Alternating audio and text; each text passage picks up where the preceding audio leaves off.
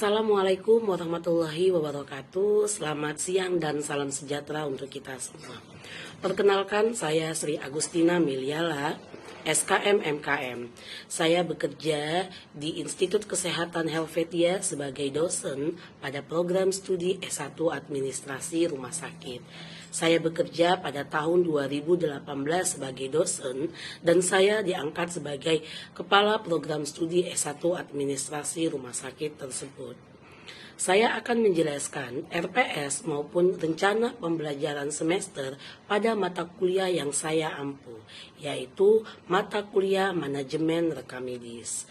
Pada mata kuliah tersebut, kita melaksanakan perkuliahan selama 16 kali pertemuan, di mana 14 pertemuan kita melakukan tatap muka, satu pertemuan itu melakukan ujian tengah semester, dan satu pertemuan selanjutnya ujian akhir semester yang disebut dengan UAS. Saya akan menjelaskan bagaimana rencana pembelajaran semester terkait RPS mata kuliah manajemen rekam medis. Mata kuliah manajemen rekam medis terbagi menjadi 2 SKS dengan kode mata kuliah ADRS 2541. Dosen pengampu dengan saya Sri Agustina Miliala SKM MKM. Adapun capaian pembelajaran pada mata kuliah manajemen rekam medis terbagi menjadi 3. Ada CPL Prodi, yang pertama PP2, di mana capaian pembelajaran lulusan program studi yang dibebankan pada mata kuliah tersebut yaitu menguasai bagaimana sebuah konsep perencanaan dan pengelolaan organisasi, manajemen dan sistem pelayanan kesehatan rumah sakit dan penerapannya pada rekam medis. KK5 itu yaitu menjelaskan terkait bagaimana mahasiswa mampu membantu dalam penyelenggaraan kemitraan pasien dan keluarga dalam pelayanan dan perencanaan pendukungan dan monitoring pelayanan. KK6, bagaimana mampu menggunakan sebuah data surveillance dan pengendalian ancaman kesehatan dalam mencapai tujuan sasaran dan meningkatkan derajat kesehatan. Adapun CPMK maupun capaian pembelajaran mata kuliah yang saya ampu pada mata kuliah manajemen rekam medis terbagi menjadi CPMK 12, di mana CPMK 1 yaitu adalah mahasiswa mampu melaksanakan bagaimana sebenarnya terkait tentang gambaran umum RMIK. Tapi terlebih dahulu saya akan menjelaskan bagaimana sebenarnya kontrak perkuliahan terkait tentang mata kuliah yang saya ampu manajemen. Daftar referensi pada mata kuliah manajemen rekam medis. Yang pertama itu ada rekam medis informasi kesehatan Rina Gunarti Masrudi Mukhtar tahun 2019. Lalu ada rekam medis terkomputerisasi Boys S. Barguna tahun 2008 dan buku penyelenggaraan berkas rekam medis menurut Dirjen Pelayanan Kesehatan Medik. Ya, jadi mahasiswa bisa terlebih dahulu melengkapi daftar referensi yang akan kita pakai pada mata kuliah manajemen rekam medis. Adapun dosen pengampu dengan saya Sri Agustina Miliala SKM MKM. Terima kasih penjelasan RPS maupun rencana pembelajaran semester saya pada mata kuliah manajemen rekam medis. Terima kasih. Assalamualaikum warahmatullahi wabarakatuh dan selamat siang dan salam sejahtera untuk kita semua.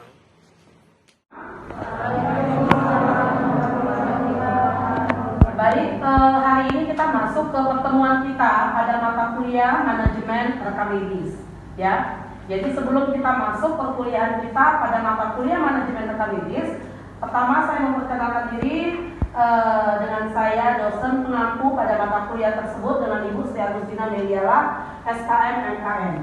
Sebelum kita masuk pada pertemuan kita pada mata kuliah manajemen rekam medis, saya akan memberitahukan kepada mahasiswa-mahasiswa sekaligus terkait tentang bagaimana sebenarnya rencana pembelajaran semester atau yang disebut dengan RPS terkait tentang mata kuliah yang akan kita pelajarin selama 1 semester ini.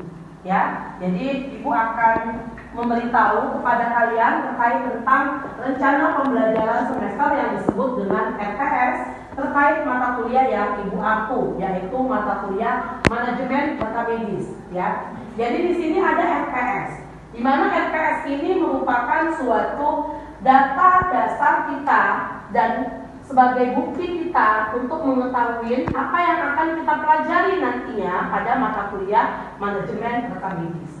Yang pertama, nama mata kuliah manajemen rumah sakit, nama mata kuliah manajemen rekam medis. Ya, adapun kode mata kuliah di ADRS 2541. Bobot SKS untuk mata kuliah kita ini ada 2 SKS. Ya. Nama koordinator pada RPS ini itu ada Ibu Dila sebagai koordinator RPS, PJM Ibu Aida Sulisna, dan Kepala Prodi dengan Ibu Sri Agustina SKM MKM.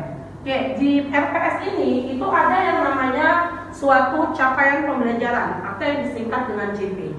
Apa sih Bu capaian pembelajaran ataupun CP kami? Hukum dan etika profesi rekam medis. Deskripsi singkat mata kuliah kita itu adalah mata kuliah ini menguraikan tentang rekam medis. Ya, rekam medis sebagai sistem pengolahan rekam kesehatan dalam mengolah sistem informasi rekam medis dan informasi di sebuah sarana pelayanan kesehatan dari mulai pendaftaran, ya, assembly, indexing, coding, pelaporan, korespondensi, penyimpanan, dan aspek hukum rekam medis. Di sini ada bahan kajian materi pembelajaran. Pertama kita melaksanakan kontrak perkuliahan, lalu ada gambaran umum terkait tentang perkuliahan kita, lalu sejarah perkembangan yang sudah saya jelaskan tadi, lalu ada sistem pendaftaran, analisa, penggunaan ICD-10, assembling, ada coding, pelaporan, korespondensi, penyimpanan, serta ada aspek hukum dan etika profesi rekam medis. Itu untuk bahan kajian maupun materi pembelajaran. Daftar referensi sebelum kalian yang kita mempelajari yang namanya manajemen rekam medis, ada buku referensi yang harus kalian penuhi. Yang pertama itu ada buku rekam medis dan informasi kesehatan terkait tentang Rina Gunarti Muslidi tahun 2019. Ya, lalu ada rekam medis terkomputerisasi dari Boy S. Serbaguna tahun 2008, dan ada buku penyelenggaraan rekam medis dari penyelenggaraan Kementerian Kesehatan. Nanti kalian bisa ambil yang buku terbaru atau yang terupdate. Ya, dosen pengampu dengan saya sendiri Ibu Sri Agustina Meliyala. Selanjutnya, sekian penjelasan RPS saya. Bagi mahasiswa dan mahasiswi yang kurang paham ataupun ada yang mau ditanyakan terkait tentang RPS yang sudah saya paparkan, ada yang mau ditanya silakan. Ibu. Oke, baik, silakan, Syukur. Baik Bu, di sini tentang jadi referensi pembelajaran kita ke depan ini, mungkin dari kami dan teman-teman lain memiliki ide tentang bagaimana di mana kami dapat sebuah referensi untuk menjadi bahan bacaan kami di luar atau di saat pembelajaran ini. Baik, terima kasih. Jadi begini, untuk bahan referensi pada perkuliahan kita sudah Ibu jelaskan tadi, ada buku yang harus kalian beli untuk menjadi referensi kalian nantinya jika kalian mau melakukan perkuliahan. Tetapi untuk bahan perkuliahan kita, sebelum perkuliahan itu sudah semua saya upload di e-learning kita di website http.helvetia.ac.id. Di situ kalian bisa melakukan pemilihan pada program studi S1 Administrasi Rumah Sakit dan memilih mata kuliah, judul mata kuliah untuk yang akan kalian ketahui. Di situ sudah saya upload seluruh materi yang akan kita kuliahkan nantinya. Jadi sebelum perkuliahan materi sudah saya upload di e-learning tersebut. Oke, Syukur? Paham? Oke, terima kasih. Yang lain ada lagi? Cukup? Cukup. Oke, kalau kita cukup, kita masuk ke pertemuan kita selanjutnya pada perkuliahan manajemen rekam medis. Perkuliahan kita pada pagi hari ini, kita masuk pada perkuliahan kita di mata kuliah manajemen rekam medis, di mana judul materi kita pada pertemuan kali ini itu pada sistem penyimpanan dan penjajaran rekam medis, di mana dibawakan oleh saya sendiri dengan Ibu Sri Agustina Meliyala SKM MKM. Mungkin sebelum kita masuk pada perkuliahan kita, pada pokok perkuliahan kita terkait tentang sistem penyimpanan dan penjajaran rekam medis, kalian bisa lihat nih, yang ada di layar terkait tentang bagaimana sebenarnya sistem penyimpanan yang ada ataupun yang muncul kiranya di sebuah sarana pelayanan kesehatan. Jadi di sini ada tampak contoh ruangan penyimpanan yang ada di sebuah rumah sakit. Kalau kalian lihat nih, penyimpanan yang ada di sini, layak atau tidak? Tidak ya? Berantakan. Kalau dibilang layak, ya layak, tapi sedikit berantakan. Tidak jelas penyusunan, mungkin sistem yang digunakan juga masih berantakan.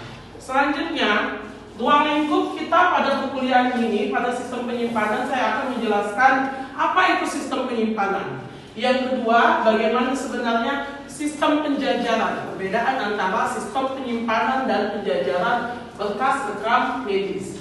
Lalu sistem pendistribusian dan pengambilan kembali berkas rekam medis.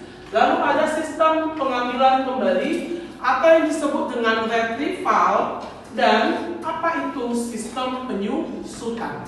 Karena sistem penyusutan merupakan salah satu kompetensi dari sistem penyimpanan berkas rekam medis. Oke, dari ruang lingkup yang akan kita bahas, mengapa sih rekam medis itu harus disimpan? Ada yang tahu? Boleh? Mengapa rekam medis itu harus disimpan? Karena ini adalah berkas, yang harus dijaga kerahasiaannya, termasuk harus kerahasiaan. Ya, kenapa berkas rekam medis itu harus disimpan? Karena merekam semua data pelayanan kesehatan pasien yang berkunjung ke sebuah sarana pelayanan kesehatan, baik klinik, puskesmas maupun rumah sakit. Itu maka sebabnya rekam medis itu harus disimpan. Di sini ada tampak foto nih. Foto bagaimana dulunya penyimpanan berkas rekam medis itu disimpan tanpa menggunakan sebuah sistem. Ya dulu begini nih. Ya dulu seperti ini, nggak ada sistem. Jadi penyimpanannya amburadul. Dengan adanya sebuah sistem sudah semakin berubah, sudah seperti ini sekarang.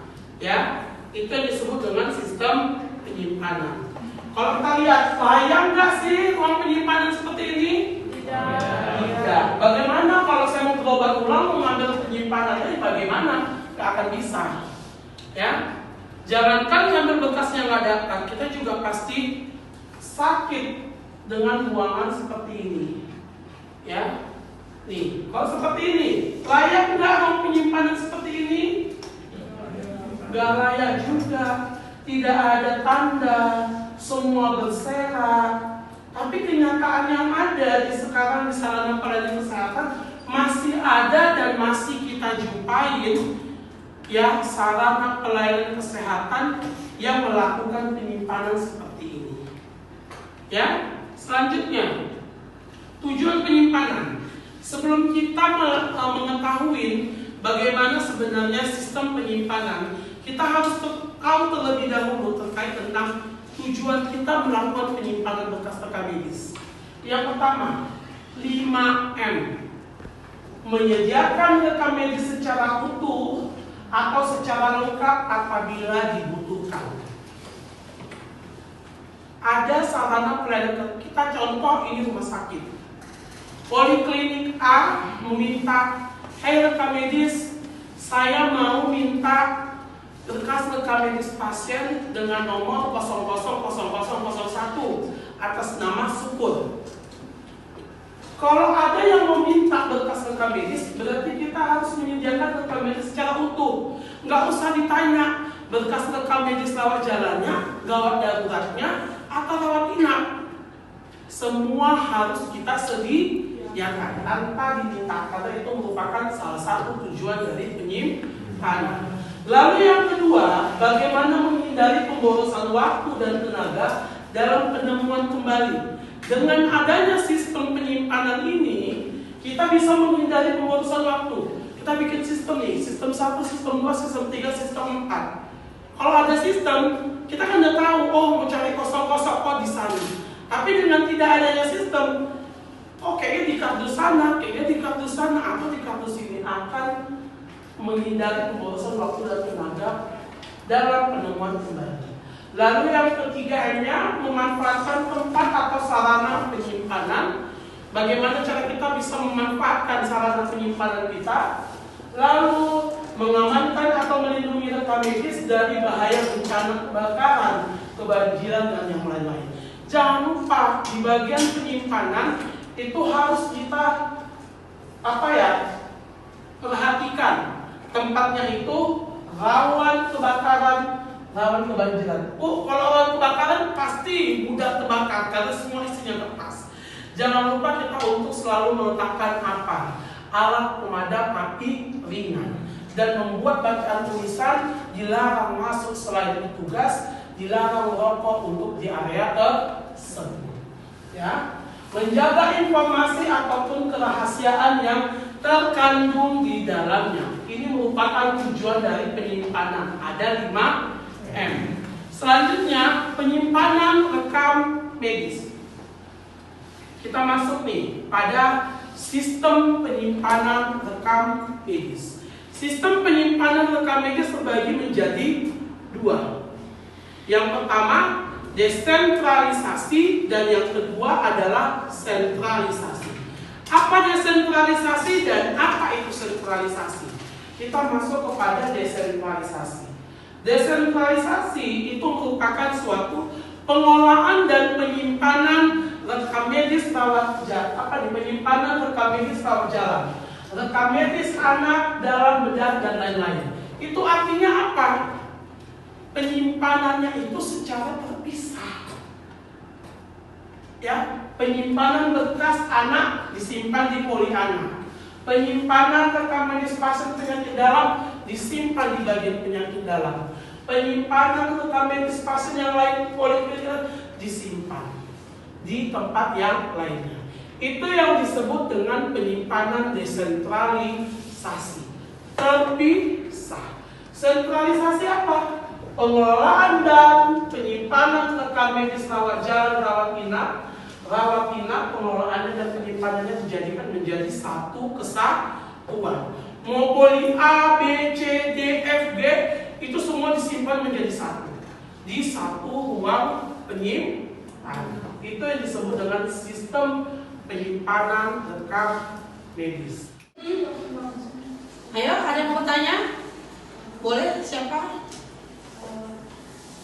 Tadi Ibu telah menjelaskan mengenai sistem penyimpanan yang ada di rumah rekam medis itu ada 2, desentralisasi dan sentralisasi. Jadi pertanyaan saya Bu, menurut Ibu di manakah sistem penyimpanan yang lebih bagus digunakan, karena kedua sistem tersebut kan mempunyai keuntungan dan kerugiannya masing-masing. Oke, baik. Pertanyaan yang bagus. Pertanyaannya itu adalah menurut saya mana sistem yang bagus antara sistem sentralisasi dan desentralisasi yang bisa digunakan di sarana pelayanan kesehatan. Oke, kedua sistem tersebut dibuat itu berarti sama-sama bisa kita gunakan. Jadi mana yang baik, mana yang benar? Dua-dua baik, dua-dua benar. Semua bisa kita lakukan tergantung dari rumah sakitnya, tergantung kebutuhan dari rumah sakitnya. Jadi kalau seumpamanya rumah sakitnya tipenya seperti ini nih, tidak memungkinkan untuk membuat sistem penyimpanan sentralisasi, boleh kita lakukan sistem penyimpanan desentralisasi. Oh Bu, kayaknya rumah sakit kami ini memungkinkan untuk kami membuat sistem penyimpanan sentralisasi. Silahkan. Jadi kedua sistem penyimpanan tersebut itu sama-sama baik, tergantung rumah sakit dan tergantung keadaan rumah sakitnya ataupun sarana pelayanan rumah sakitnya masing-masing. Karena dua-dua mempunyai keuntungan dan kelebihan masing-masing. Oke, paham? Ada lagi yang lain? Cukup? Cukup. Kalau cukup kita langsung ke materi kita pada sistem penjajaran rekam medis. Tadi kita udah masuk nih, bagaimana sebenarnya sistem penyimpanan. Sekarang kita masuk. Bu, apa keuntungan dan kelemahan dari masing-masing sistem penyimpanan tersebut? Tadi ada desentralisasi dan yang kedua itu ada sentralisasi. Kita masuk ke desentralisasi, keuntungan dan kelemahan penyimpanannya masing-masing. Keuntungan dari penyimpanan desentralisasi yang pertama itu adalah efisiensi waktu pasien cepat terlayani. Itu sudah otomatis. Karena apa? Berkas tersebut disimpan di polinya masing-masing. Ketika pasien datang mendaftar, langsung ke poli, berkas sudah di poli. Jadi sudah otomatis itu lebih efektif dan bukan efektif ya, lebih efisien waktu pasien cepat terlayani. Yang kedua, beban kerja petugas ringan karena mereka memikirkan berkasnya masing-masing. Lalu selanjutnya, pengawasan terhadap rekam medis lebih mudah karena lingkungannya lebih sepi. Karena dia hanya fokus kepada berkasnya disimpan di poli masing-masing. Itu keuntungannya, ada untung dan ada lemah. Kelemahannya, yang pertama, duplikasi pembuatan rekam medis informasi tentang riwayat penyakit pasien pasti akan terpisah. Contoh ini, pasien hari ini berobat ke poli paru, berkasnya ada di poli paru, riwayat penyakitnya ada di poli paru. Besok pasien berobat ke poli saraf, dibuat berkas kembali di berkas poli saraf. Sudah otomatis duplikasi pembuatan rekam medis informasi akan terpisah. Selanjutnya, membutuhkan biaya tinggi pengadaan rekam medis, uang, alat. Karena kita akan menyediakan tempat penyimpanan, rak penyimpanan, alat-alat yang lain untuk menyimpan berkas rekam medis di setiap poli masing-masing. Selanjutnya, bentuk dan isi rekam medis pasti berbeda. Karena yang mengerjakan juga pasti berbeda. Menghambat pelayanan bila rekam medis dibutuhkan di unit lain, pasti. Contoh gini, pasien opname di ruang rawat inap Katalia, ya, dokter visit jam 8 malam.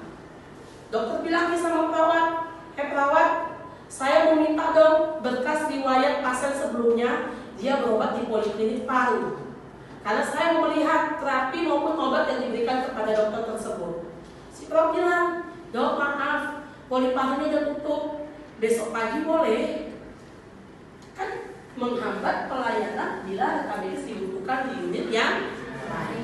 Inilah dia keuntungan dan kelemahan dari desentralisasi. Sekarang kita masuk di sentralisasi. Apa keuntungan dan kelemahan? Tadi kita bahas tuh desentralisasi. Sekarang keuntungan sentralisasi. Apa keuntungan dan kelemahan dari sentralisasi? Selanjutnya, keuntungan dari sentralisasi. Yang pertama, mengurangi duplikasi. Karena dia sudah terpusat. Betul nggak?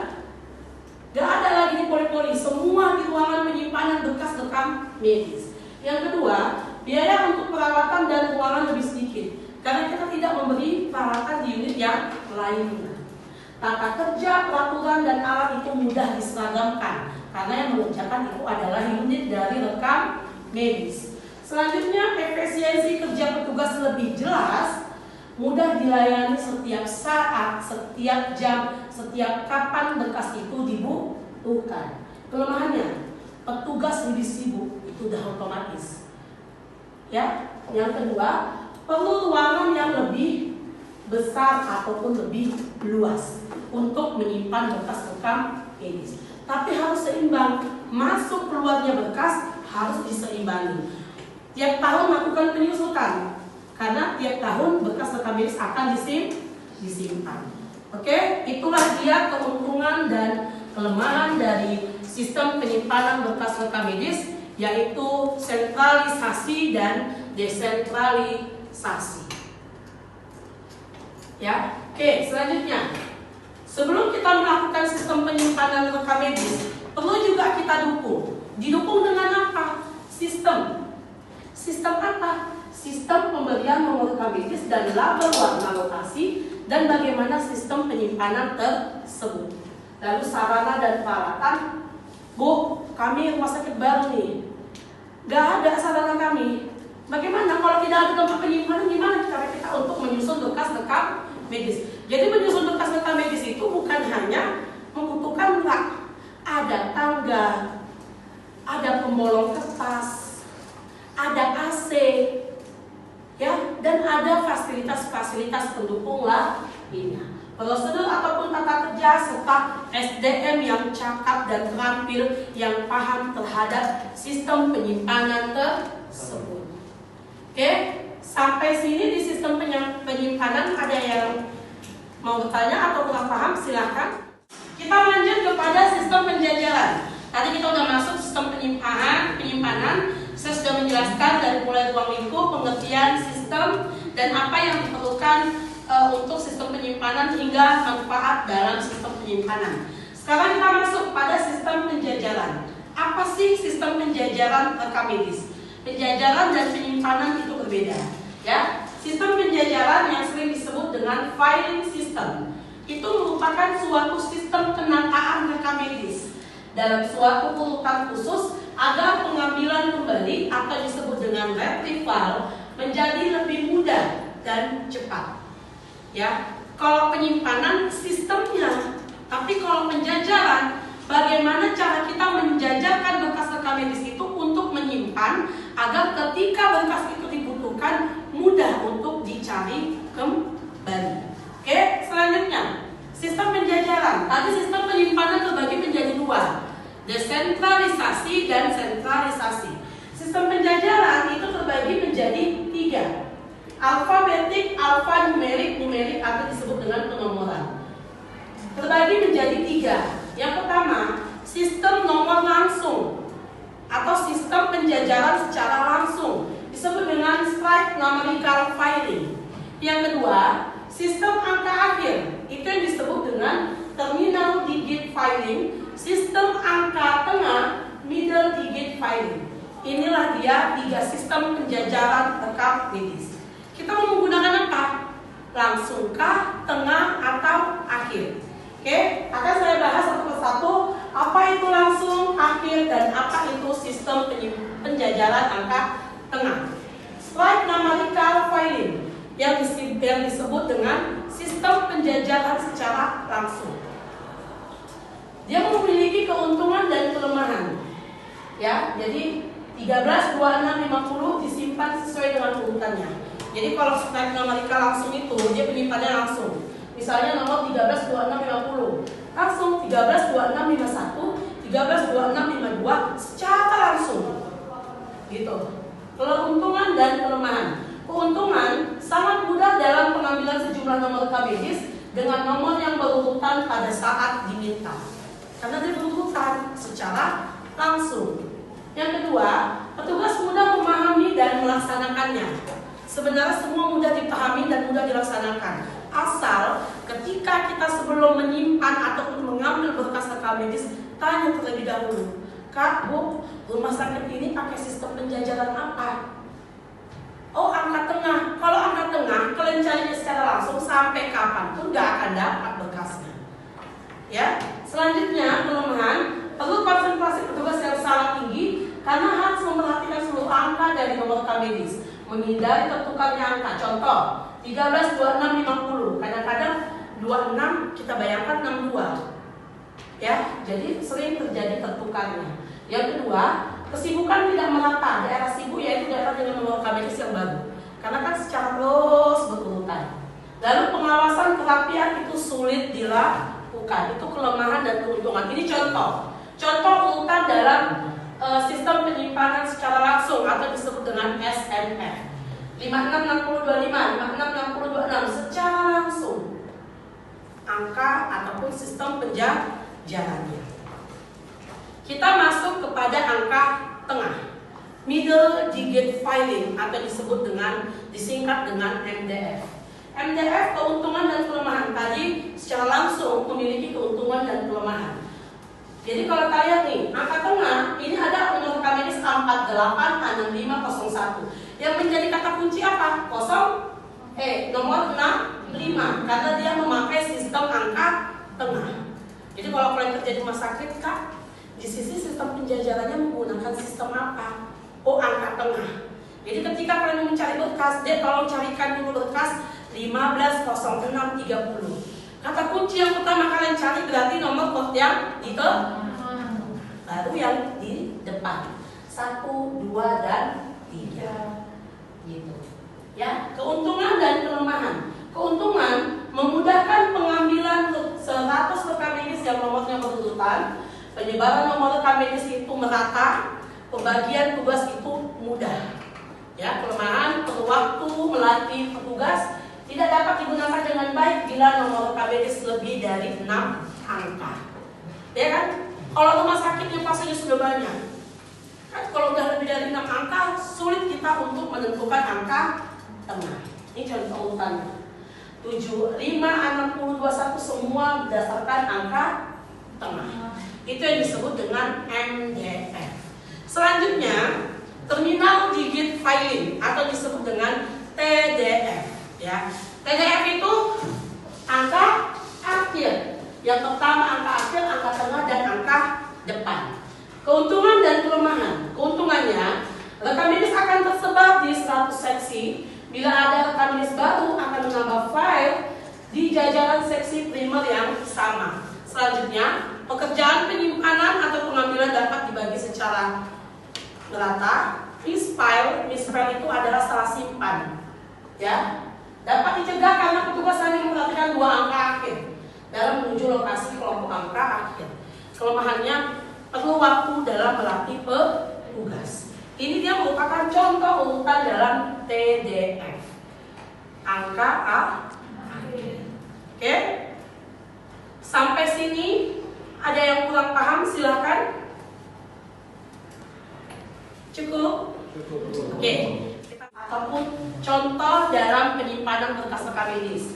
Jadi yang kalian lihat di depan ini merupakan yang sering disebut dengan rak terbuka, ya. Dan ini yang disebut dengan roll open. Jadi nanti kalau berkas disimpan ini dia bisa ditutup. Begitu dibutuhkan kita bisa membuka kembali. Jadi berkas itu selalu tertutup. Ini disebut dengan roll open. Ini contoh dari roll open, ya. Bisa kalian lihat nanti ketika kita praktek di lapangan akan kita lihat mana yang disebut dengan rak terbuka, mana yang disebut dengan roll open. Ini contoh 1 unit roll open. 1 unit roll open itu terdiri dari 5 sub rak ke samping 1 cm, 6 sub rak ke atas dan bawah. Jadi kapasitas satu penyimpanan ini bisa menyimpan kurang lebih 6.000 berkas rekam medis. Kalau rak terbuka mungkin lebih banyak lagi, ya. Tapi roll open ini lebih besar biayanya dibandingkan dengan rak terbuka. Oke, terima kasih pemaparan perkuliahan kita pada pagi hari ini terkait tentang sistem penyimpanan dan penjajaran berkas rekam medis. Ada yang mau ditanya? Cukup? Cukup ya, sudah banyak yang mau ditanya. Kita akan ketemu di perkuliahan selanjutnya pada minggu depan di pertemuan selanjutnya. Jadi diharapkan untuk seluruh mahasiswa dapat membaca kembali terkait tentang materi yang sudah saya paparkan pada pagi hari ini. Ya, jadi sebelum kita masuk pada perkuliahan kita di minggu depan pada materi selanjutnya, saya akan melakukan review terlebih dahulu terkait tentang materi yang akan kita bawakan sebelumnya. Jadi sebelumnya akan saya review, baru kita masuk pada pertemuan kita selanjutnya. Baik, bila tidak ada yang mau disampaikan, bila tidak ada pertanyaan dari seluruh mahasiswa dan mahasiswi, saya tutup perkuliahan kita pada pagi hari ini. Assalamualaikum warahmatullahi wabarakatuh. Selamat pagi menjelang siang dan salam sejahtera untuk kita semua. Tentang materi yang akan kita bawakan sebelumnya. Jadi sebelumnya akan saya review, baru kita masuk pada pertemuan kita selanjutnya. Baik, bila tidak ada yang mau disampaikan, bila tidak ada pertanyaan dari seluruh mahasiswa dan mahasiswi, saya tutup perkuliahan kita pada pagi hari ini. Assalamualaikum warahmatullahi wabarakatuh. Selamat pagi menjelang siang dan salam sejahtera untuk kita semua.